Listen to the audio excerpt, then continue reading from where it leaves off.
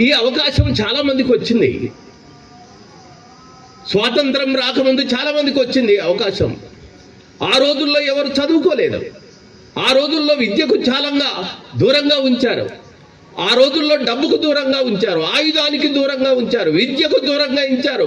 అసలు మొత్తం జాతిని మొత్తం దూరంగా ఉంచి చదువుకోవటానికి అవకాశం లేని,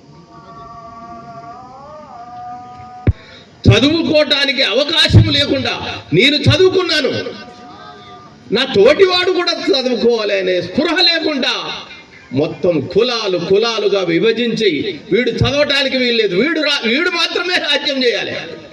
నువ్వెవడరా నిర్ణయించడానికి? అంటే ఏంటి? అక్కడ నేనే చదువుకున్నాను కాబట్టి, చదివినోడి మాట సమాజం ఉన్నది కాబట్టి నువ్వే రాజ్యాధికారం చేయాలి, నువ్వే వ్యాపారం చేయాలి, మీరందరూ మొత్తం బానిసలు.